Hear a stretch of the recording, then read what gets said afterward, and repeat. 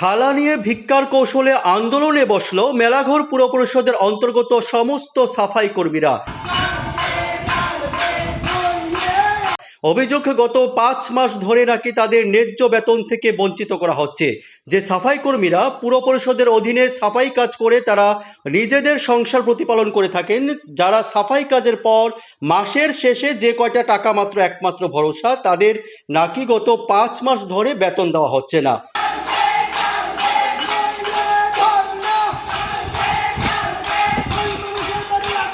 মাসের পর মাস, দিনের পর দিন এর আধিকারিকদের দরজায় দরজায় গিয়ে একাধিকবার অনুরোধ করা সত্ত্বেও সাফাই কর্মীদের তাদের ন্যায্য বেতন মিটিয়ে দেওয়া হচ্ছে না। অথচ পুর পরিষদ মেলাঘরবাসীর কাছ থেকে প্রতি মাসে খাজনা পাচ্ছে ঠিকই, এমনটাই অভিযোগ করছেন মেলাঘর পুর পরিষদের অন্তর্গত সাফাই কর্মীরা।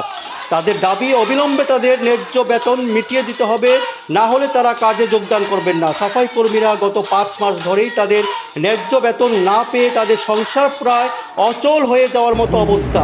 ধর্ণা বসার কারণ কি? আমাদের বেতন লাগবে। বেতন আপনারা কি কাজ করেন?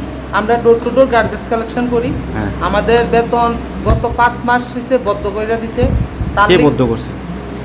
পৌরসভার যে পৌরমাতা আচ্ছা আচ্ছা, বদ্ধ করে দিছে যে আমরা পুরো বাড়ি বাড়ি বাড়ছে, এই কারণে আমরা একটা লিখিত দিয়ে বেতন বদ্ধ করে দিছে।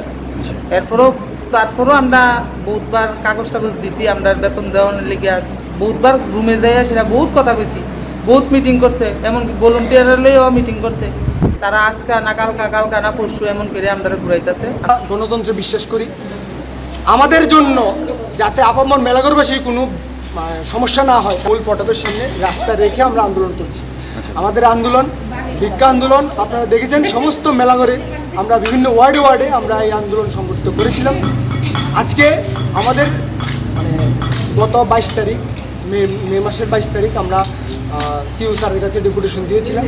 উনি আমাদের আশ্বস্ত করেছিলেন যে এই মাসকাবারিতে আমাদের বেতন দিয়ে দেবে, কিন্তু আজকে মাসের 12 তারিখ আমরা এখনও বেতন পাইনি।